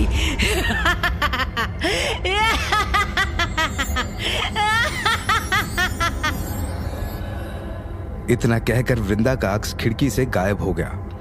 देव ने जैसे तैसे खुद को संभाला। वृंदा अब उस कमरे से जा चुकी थी। ऐसा सोचकर देव ने खुद को तसल्ली दी और अंजलि से कहा, तुम कुछ देर आराम कर लो। अंजलि बिना कुछ कहे बिस्तर पर लेट गई। तभी देव वहां से जाने लगा तो अंजलि ने हाथ पकड़कर उसे रोक लिया और धीरे से बोली, मत जाओ देव, इस वक्त मुझे अकेली नहीं रहना, तुम यहीं रहो ना मेरे पास। देव भी अंजलि के पास ही रुकना चाहता था, लेकिन उसका कजन शिवम नाराज ना हो जाए, यही सोचकर वो अंजलि के पास नहीं रुक रहा था। अंजलि की आंखें बड़ी उम्मीद से देव को देख रही थी। तभी देव अंजलि से नजरें चुराते हुए बोला, अंजलि, वो शिवम भैया ने मुझे यहाँ देखा तो वो नाराज होंगे। तुम मुझे यहाँ अकेला छोड़कर गए तो मैं भी नाराज हो जाऊंगी। अंजलि ने धीरे से कहा और देव का हाथ छोड़ दिया। अंजलि का यूं हाथ छोड़ देना देव को अच्छा नहीं लगा। उसने फिर ज्यादा नहीं सोचा और वो बेड के पास रखी टेबल पर बैठ गया। देव के बैठते ही अंजलि का उदास चेहरा खिल गया। उसे मुस्कुराता हुआ देखकर देव भी मुस्कुराया। कुछ ही देर में अंजलि को नींद आ गई। उसके सोने के बाद देव रूम से बाहर आ गया। सीढ़ियों से उतरकर देव अपने रूम की तरफ जा ही रहा था कि तभी उसे सीढ़ियों के नीचे बने हुए स्टोर रूम से बिशन काका की आवाज आई। वो किसी से धीरे से कह रहे थे, तू फिक्र न कर, रास्ता मिल गया है मुझे। वैसे भी अपने जो शिवम साहब हैं वो तो है ही बलि के बकरे। शिवम साहब का मरना तो पहले से ही तय है, कोई उन्हें नहीं बचा पाएगा, कोई भी नहीं। बिशन काका के कहे शब्द सुनते ही देव को झटका सा लगा।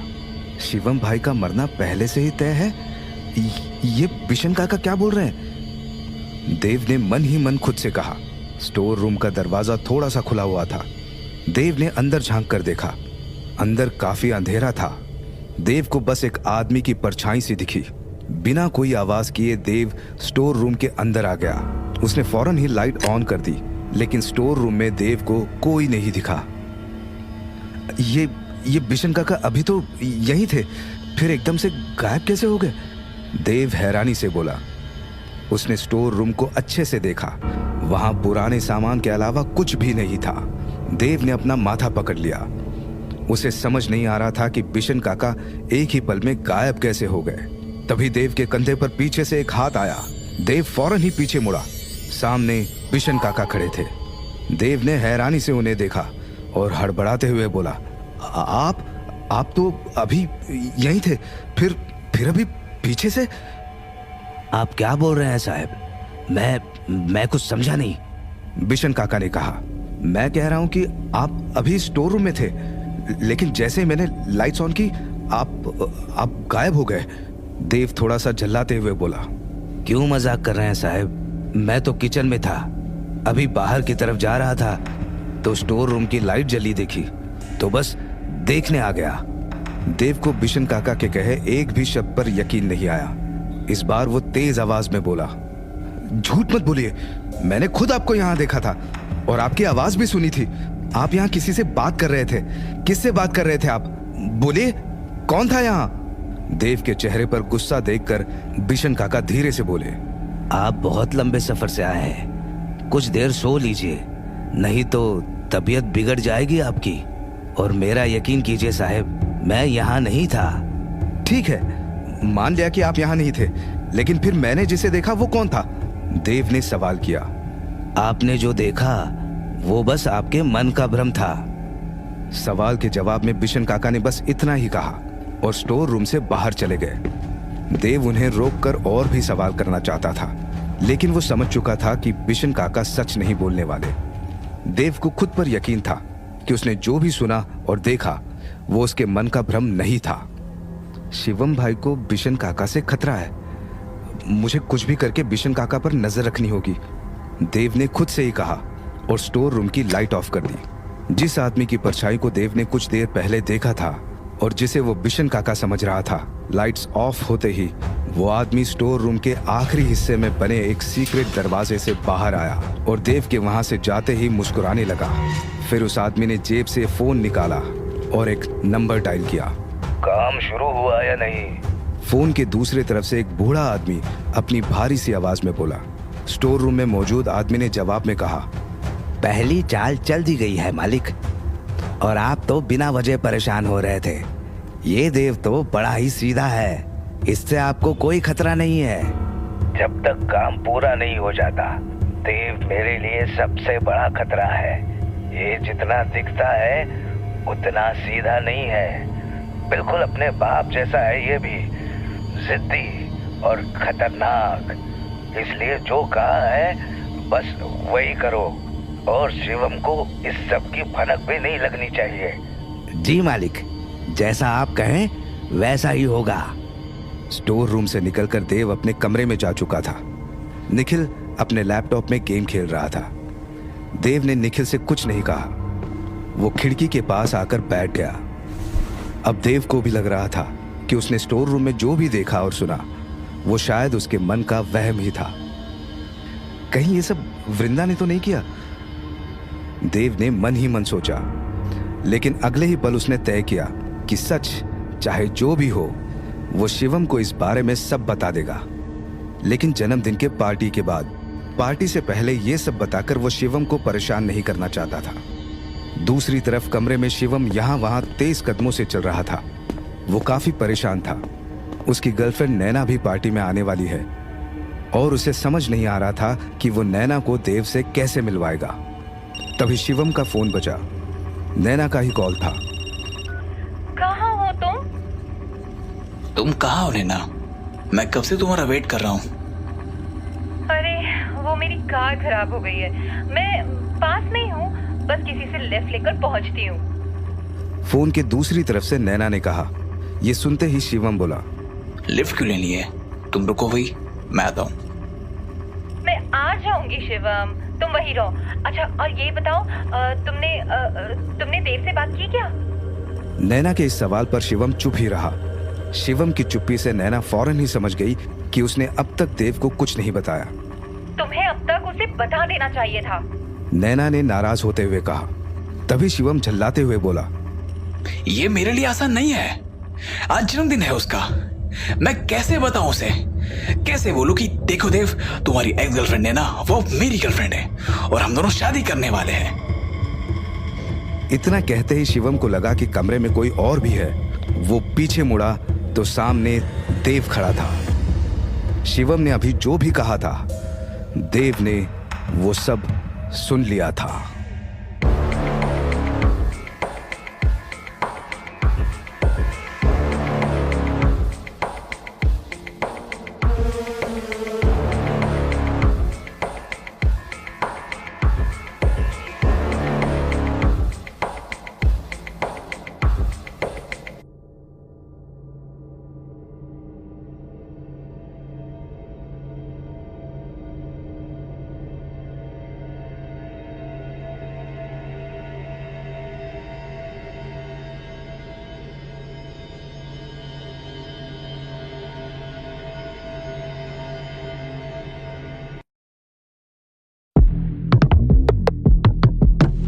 Eight.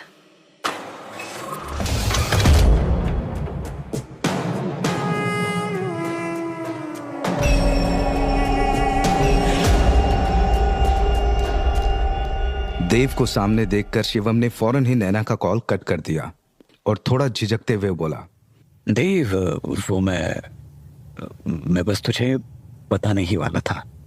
शिवम अपनी बात पूरी करता उससे पहले ही देव कमरे के अंदर आया और उसने शिवम के कंधे पर हाथ रखते हुए धीरे से कहा, आपको कुछ कहने की जरूरत नहीं है, मैंने सुन लिया है सब। तुम मुझसे नाराज तो नहीं है ना? शिवम ने झट से पूछा। मैं और आपसे नाराज? ये होना तो पॉसिबल नहीं है ना भाई। लेकिन क्या? आप पहले बैठ जाइए, देव ने मुरझाई सी आवाज में कहा। देव का चेहरा देखकर शिवम समझ गया था कि कुछ तो बात है। वहीं दूसरी तरफ अपनी बंद पड़ी कार के पास नैना गुस्से में खड़ी थी, क्योंकि शिवम ने बिना कुछ कहे उसका फोन काट दिया था। जरा देर के लिए उसने इंतजार भी किया था कि शिवम फिर से कॉल करेगा, लेकिन ऐसा नहीं हुआ। नैना ने अपना फोन वापस पर्स में डाल दिया और गुस्से में खुद से बोली, मैं ही पागल हूँ जो इतनी प्लानिंग करके शिवम के करीब आई, लेकिन मिला क्या? उस बेवकूफ ने तो अब तक देव को मेरे बारे में कुछ बताया ही नहीं। पता नहीं मुझे अचानक से सामने देखकर देव कैसे रिएक्ट करेगा। वो मुझसे कहीं नाराज ना हो जाए बस। एक ही सांस में इतना सब कहकर नैना ने रोड की तरफ देखा। उसे कुछ अजीब सा लगा। अभी तक जो रोड चल रही थी वो पूरी तरह से खाली थी और अब एकदम से अंधेरा भी हो गया था। ये एकदम से अंधेरा कैसे हो गया? नैना ने हैरानी से कहा कि तभी एक अनजानी आवाज उसके कानों में पड़ी। नफरत, वो नफरत करता है तुझसे। ये आवाज सुनते ही नैना घबरा गई। कौन है? कौन है यहाँ? नैना डरते हुए बोली। उसने घूमकर चारों तरफ देखा लेकिन वहां कोई नहीं था। नैना ने फौरन ही कार का दरवाजा खोला। वो ड्राइविंग सीट पर बैठ गई और कार स्टार्ट करने लगी।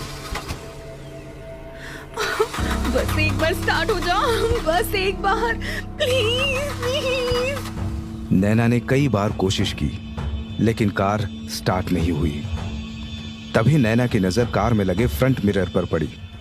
उसने जो देखा वो देखकर उसके होश ही उड़ गए। काला लिबास पहने हुए एक औरत कार की पिछली सीट पर बैठी थी और नैना को देखकर मुस्कुरा रही थी। उसे देखते ही नैना जोर से चीखी और अगले ही पल बेहोश हो गई। उधर रिसोर्ट में शिवम बेड पर बैठा हुआ इंतजार कर रहा था कि देव कुछ बोलेगा, लेकिन देव था कि कमरे में बस यहां से वहां चल रहा था। कुछ था जो देव अपने बड़े भाई से कह देना चाहता था लेकिन कहने की हिम्मत नहीं जुटा पा रहा था। क्या बात है देव, इतना क्या सोच रहा है? देख, इतना पेशेंस नहीं मुझ में। तुझे जो कहना है जल्दी से कह दे, मुझे जाना है। फिर नैना की कार खराब हो गई है, वो पता नहीं अकेले कैसे मैनेज कर रही होगी।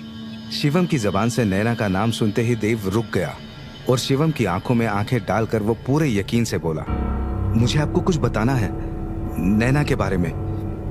नैना के बारे में? ये कहते हुए शिवम बेड से उठ गया और देव के पास आकर आगे बोला, क्या बात करनी है तुझे? भाई वो आपके लिए सही नहीं है। देव ने थोड़ा झिझकते हुए कहा। वो अपने भाई को अच्छे से जानता है। देव को पता था कि नैना के खिलाफ एक भी शब्द सुनते ही शिवम को गुस्सा आ जाएगा और हुआ भी कुछ ऐसा ही।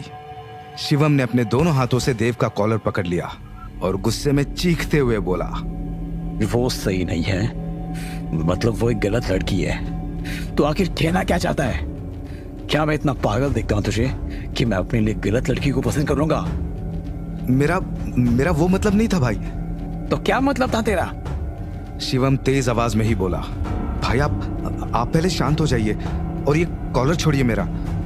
शिवम की आंखों में देखते हुए इस बार देव जरा सीरियस लहजे में बोला। शिवम ने देव का कॉलर छोड़ दिया और वो वापस से अपने बेड पर आकर बैठ गया। खुद को शांत करते हुए शिवम ने एक गहरी सांस ली और फिर जरा नरम लहजे में वो देव से बोला, माफ करना छोटे, मुझे एकदम से गुस्सा आ जाता है। फिर तू बोल, तुझे क्या बोलना है, तू बोल। ये पहली बार था जब शिवम ने अपने गुस्से के लिए माफी मांगी थी। अपने बड़े भाई में ये बदलाव देखकर देव को अच्छा लगा। वो शिवम के पास आकर बैठ गया और धीरे से बोला, नैना बहुत सेल्फिश है भाई। वो सोचती कुछ है लेकिन बोलती कुछ है। वो सिर्फ खुद से प्यार करती है भाई। जब मैं उसके साथ था तब वो मुझे ऐसे ट्रीट करती थी जैसे मैं उसका कोई गुलाम हूं और बस इसी वजह से मैंने उससे ब्रेकअप कर लिया था। मैं नहीं जानता कि आपके साथ वो कैसी है, लेकिन मैं इतना जानता हूं कि नैना कभी खुद को बदल नहीं सकती। देव की सारी बात सुनने के बाद शिवम कमरे से बाहर चला गया। जाने से पहले उसने बस इतना कहा था, मैं नैना से प्यार करता हूं, वो जैसी भी है मेरे लिए सही है। दूसरी तरफ जिस रोड पर नैना की कार खराब हुई थी वहां अंधेरा अभी भी कायम था। नैना के कार के अलावा रोड पर एक भी गाड़ी नहीं थी। नैना जो अभी तक बेहोश थी उसे एकदम से होश आ गया।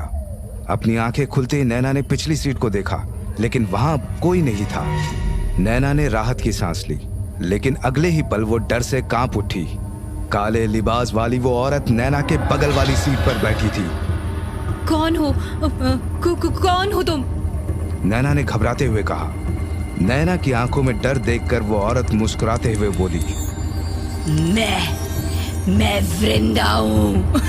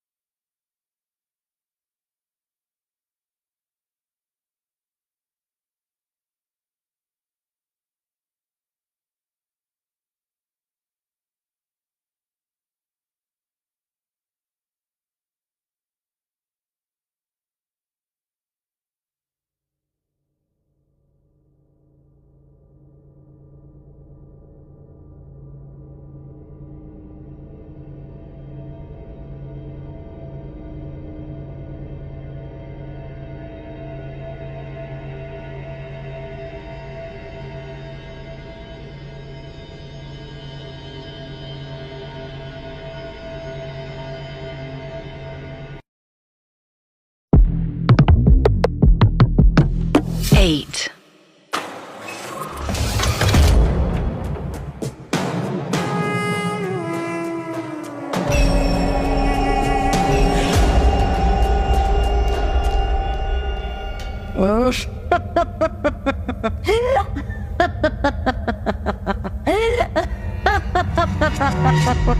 अपनी आंखों के सामने एक आत्मा को यूं हंसते हुए देखकर नैना समझ चुकी थी कि उसका आखिरी वक्त आ गया है।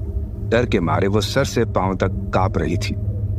नैना का दिल कह रहा था कि कार का दरवाजा खोल के भाग जाए यहां से, लेकिन उसके दिमाग में इतना डर था कि वो जरा भी मूव नहीं कर पा रही थी। अचानक ही वृंदा ने हंसना बंद कर दिया और नैना के करीब आकर उससे धीरे से कहा, बोल, तुझे मार दूं या जिंदा छोड़ दूं? नैना का दिल अब जोरों से धड़क रहा था। उसके मुंह से एक भी शब्द नहीं निकला। वृंदा ने फिर से अपना सवाल दोहराया, लेकिन इस बार वो तेज आवाज में बोली, बोल लड़की, तुझे मार दो या जिंदा छोड़ दो? फिर ना कहना कि मैंने मौका नहीं दिया। छोड़ दो मुझे, प्लीज प्लीज छोड़ दो। नैना ने घबराते हुए कहा। नैना का ये जवाब सुनकर वृंदा मुस्कुराई और बोली, चल मान ली तेरी बात, जिंदा छोड़ रही हूँ तुझे, लेकिन इसके बदले में तुझे मेरा एक काम करना होगा, और वो करना ही होगा, क्योंकि मुझे ना सुनना पसंद नहीं है। बोल, करेगी मेरा काम? हाँ हाँ करूंगी, तुम जो बोलोगी मैं करूंगी, बस मुझे मारना नहीं। मैं मरना नहीं चाहती। नैना ने कांपती हुई आवाज में कहा। वृंदा को देखकर यहाँ नैना की सांसें अटकी हुई थी और वहां रिसोर्ट के बाहर शिवम का भी दम निकला जा रहा था। वो काफी देर से नैना को कॉल कर रहा था, लेकिन वो कॉल पिक नहीं कर रही थी। फोन उठाओ नैना, शिवम ने झल्लाते हुए कहा। तभी देव भी वहां पर आ गया। शिवम को परेशान देखकर देव ने पूछा, क्या हुआ भाई, सब ठीक है ना? शिवम ने देव की आवाज सुन ली थी, लेकिन वो कुछ नहीं बोला। उसने फिर से नैना का नंबर डायल किया, लेकिन इस बार भी नैना ने फोन नहीं उठाया। मैं जानता हूं मैंने जो भी नैना के बारे में कहा वो सुनकर अच्छा नहीं लगा होगा आपको। मुझे आपकी फिक्र है, बस इसीलिए। देव अपनी बात पूरी करता उससे पहले ही रिसोर्ट के बाहर नैना की कार आकर रुकी। नैना को देखकर शिवम के जान में जान आई। वो दौड़कर कार के पास आया और बोला, मैं कब से तुम्हें कॉल कर रहा हूँ, फोन कहाँ है तुम्हारा? शिवम का सवाल सुनते ही नैना ने घूर कर देखा। शिवम फौरन ही 2 कदम पीछे हट गया। उसे ऐसा लगा जैसे किसी ने उसे पीछे की तरफ धक्का दे दिया। कार से बाहर आते ही नैना ने अपना पर्स शिवम के हाथ में रख दिया और धीरे से कहा, फोन इसके अंदर था, साइलेंट पर, और मैं कार ड्राइव कर रही थी। नैना के आते ही देव वापस रिसोर्ट के अंदर जाने लगा। देव को यूं जाता देखकर नैना ने उसे आवाज देते हुए कहा, देव, मुझसे इतने नाराज हो क्या कि बिना मिले ही जा रहे हो? नहीं, ऐसा कुछ नहीं है। मैं तो बस तुम्हें और भाई को स्पेस दे रहा था। बहुत परेशान हो रहे थे तुम्हारे लिए।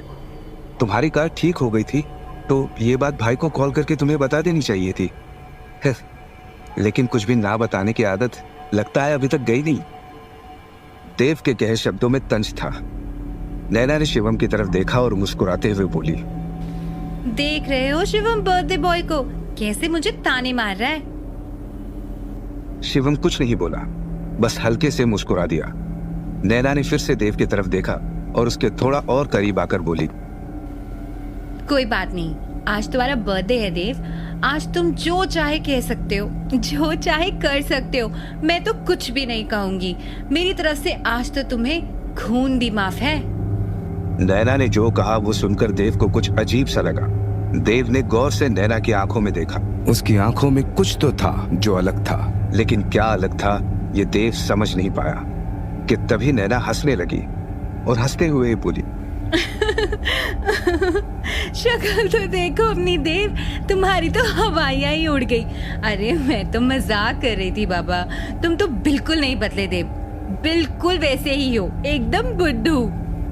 तुम भी नहीं बदली नैना, अब भी वैसी ही हो, एकदम अनप्रेडिक्टेबल। कब क्या बोल दोगी, कब क्या कर दोगी, क्या सच है और क्या झूठ, कोई नहीं बता सकता। ये सब सुनते ही शिवम जरा सीरियस टोन में बोला, बहुत हुआ देव, अब एक शब्द और नहीं। मत भूलो कि सब यहाँ तुम्हारा जन्मदिन सेलिब्रेट करने आए हैं। एक दूसरे को नीचा दिखाने या आपस में झगड़ा करने के लिए नहीं आया कोई। सॉरी भाई, अगर मैंने कुछ ज्यादा बोल दिया हो तो, देव ने धीरे से कहा और रिसोर्ट के अंदर चला गया। शिवम देव को अंदर जाते हुए देख रहा था और नैना शिवम को गुस्से से देख रही थी। लेकिन जैसे ही शिवम ने नैना की तरफ देखा, वो मुस्कुराने लगी। तुम चलो, मैं कार पार्किंग में लगा के आता हूँ। नैना को उसका पर्स देते हुए शिवम ने कहा। कुछ देर के बाद रिसोर्ट के पार्टी हॉल में सब जमा हो चुके थे। एक टेबल पर बड़ा सा केक रखा हुआ था जिसमें 25 मोमबत्तियां जल रही थी। क्या शानदार केक है यार, देव तो अब जल्दी से केक काट ही दे, क्योंकि मुझसे तो अब सब्र नहीं हो रहा। अरे हाँ, बस एक बार नैना आ जाए, उसके आने से पहले केक काट लिया तो शिवम भाई को बुरा लगेगा। लेकिन वो है कहाँ? अंजलि ने पूछा। अपने रूम में ही है, अब शिवम भाई गए हैं बुलाने के लिए। नैना का रूम भी फर्स्ट फ्लोर पे ही था। सीढ़ियों से होते हुए शिवम जैसे ही वहां पहुंचा तो उसने देखा कि रूम का दरवाजा जरा सा खुला हुआ था। शिवम ने बिना कुछ बोले अंदर झांक कर देखा और उसे जो नजारा दिखा वो देखते ही उसके होश उड़ गए। नैना आईने के सामने खड़ी थी, लेकिन आईने में नैना का अक्स नहीं था। वहां किसी और का अक्स, वृंदा का अक्स। शिवम के माथे पर पसीना उभर आया। वो वापस जाने के लिए मुड़ा, लेकिन तभी नैना ने आकर उसे कमरे के अंदर खींच लिया। असल में वृंदा आईने में नहीं, नैना के शरीर में थी। वो तेज आवाज में बोली, तूने यहाँ आकर अच्छा नहीं किया, मरना होगा तुझे।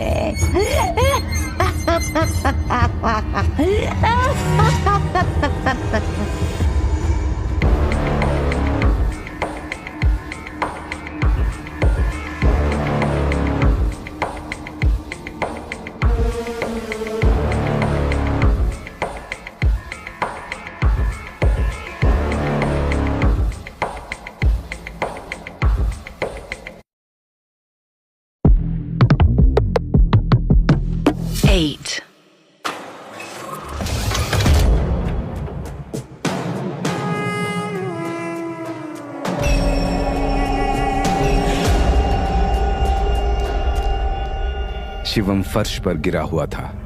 आईने में दिख रही वृंदा एक बार फिर चीखते हुए बोली, मरना होगा तुझे, अब मरना होगा। ये सुनते ही शिवम मारे डर के कांपने लगा। उसने फौरन ही नैना की तरफ देखा और घबराते हुए बोला, मुझे बचा लो नैना, मुझे बचा लो, मैं मरना नहीं चाहता।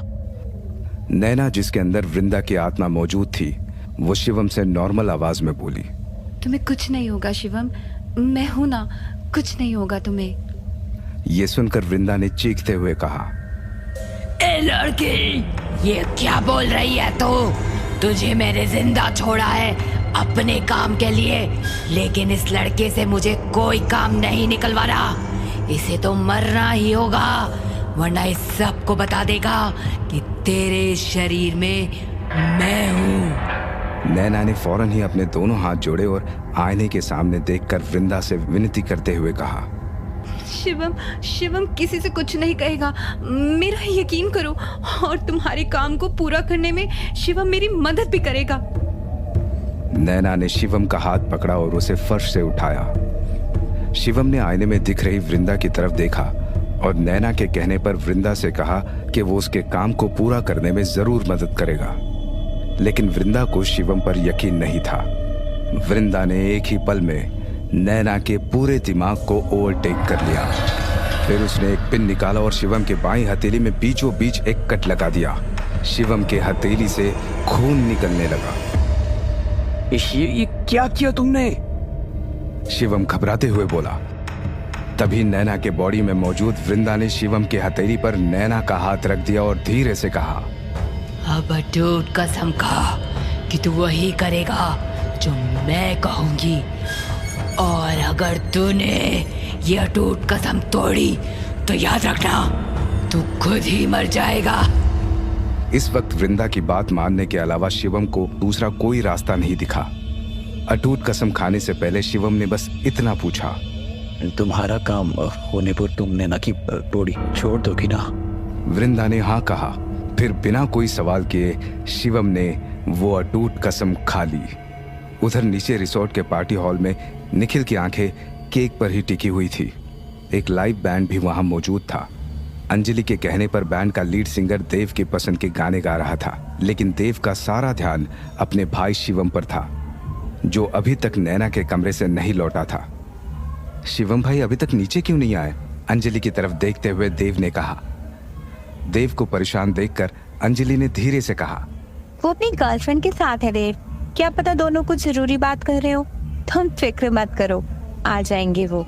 और तुम्हारी पसंद के गाने चल रहे हैं, थोड़ा ध्यान उन पर भी दो ना। इस पर देव सीरियस लहजे में बोला, I am serious Anjali. Shivam भाई को गए हुए 10 मिनट से ज्यादा हो चुके हैं, उन्हें अब तक आ जाना चाहिए था। कि तभी पीछे से एक हाथ देव के कंधे पर आया। देव मुड़ा तो सामने शिवम खड़ा था। वो मुस्कुराते हुए बोला, लो आ गया मैं, चलो केक काट लिया जाए अब। हाँ प्लीज, अब और वेट नहीं हो रहा मुझसे। टेबल के पास खड़ा हुआ निखिल थपाक से बोला। केक कट करने के लिए देव ने चाकू उठाया। तभी उसकी नजर शिवम के लेफ्ट हैंड पर पड़ी। शिवम के हथेली पर बैंडेज लगी हुई थी। देव के देखते ही शिवम ने अपना हाथ जेब में डाल लिया। ये भाई आपके हाथ में क्या हुआ है? देव ने पूछा। जवाब में शिवम कुछ कहता उससे पहले ही शिवम के पीछे खड़ी हुई नैना आगे आई और बोली, अरे कुछ नहीं हुआ देव, जरा सी खरोंच है बस। तुम केक काटो ना जल्दी से, बहुत भूख लगी है मुझे। मुझे भी, निखिल ने मन ही मन खुद से कहा।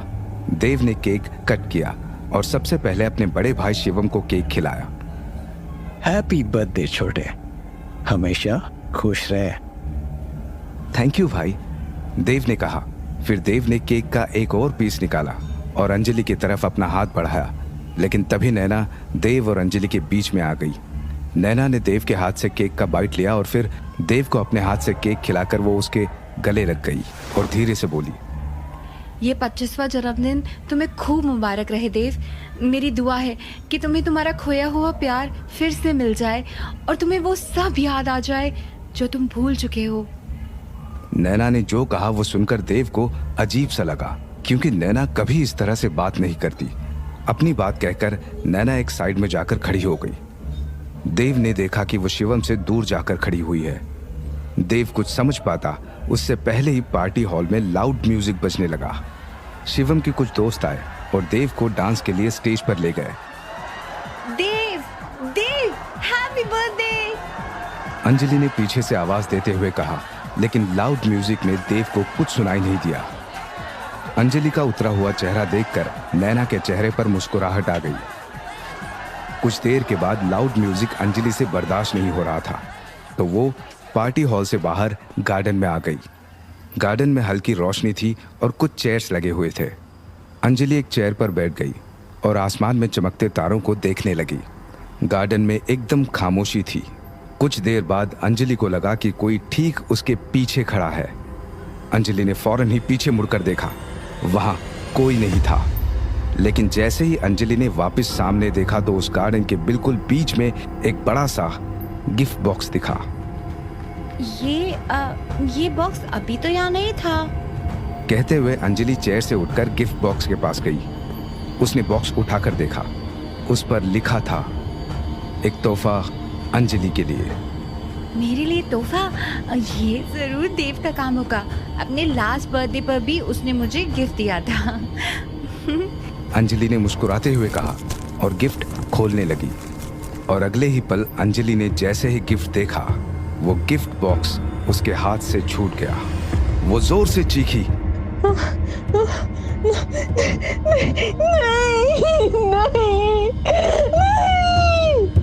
और वापस पार्टी हॉल की तरफ दौड़ पड़ी। गिफ्ट बॉक्स में अंजलि के छोटे भाई विकी का कटा हुआ सर था।